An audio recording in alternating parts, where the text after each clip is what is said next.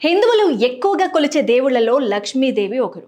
వారంలో శుక్రవారంతో పాటు ఇంకా కొన్ని ప్రత్యేకమైన రోజుల్లో అమ్మని భక్తి శ్రద్ధలతో పూజిస్తూ ఉంటారు. మరి లక్ష్మీదేవి అనుగ్రహం కోసం ఈ 4 పరిహారాలు పాటిస్తే లక్ష్మీదేవి అనుగ్రహం మీ మీదే ఉంటుందట. అవేంటో ఈ వీడియోలో తెలుసుకుందాం. హిందూ మతంలో శంఖానికి ప్రత్యేక ప్రాముఖ్యత ఉంది.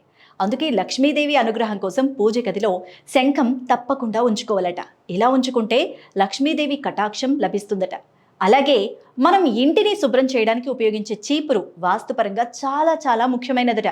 లక్ష్మీదేవి చీపురులో నివసిస్తుందని చెబుతారు. కాబట్టి చీపురును అవమానించకూడదు లేదా దానం చేయకూడదని వాస్తులో ప్రస్తావించారు. అలాగే విష్ణువు అవతారమైన కృష్ణుడు తులసిని భూమికి తీసుకువచ్చాడని నమ్ముతారు. తులసి ఆకులు లేకుండా కృష్ణుడు ఆహారం కూడా తీసుకోడు. కాబట్టి లక్ష్మీదేవి తులసిలో నివసిస్తుందని నమ్మకం. వాస్తు ప్రకారం తులసి మొక్కను ఇంటికి తూర్పు దిశలో నాటి పూజిస్తే చాలా చాలా శుభాలు జరుగుతాయి.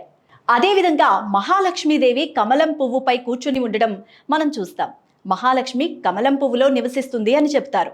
కాబట్టి ఇంటి ప్రధాన ద్వారం వద్ద ఒక కుండలో నీటిని నింపి అందులో వికసించే కమలం పువ్వును ఉంచడం వల్ల మీరు మహాలక్ష్మిని మీ ఇంటికి ఆహ్వానించినట్టేనట.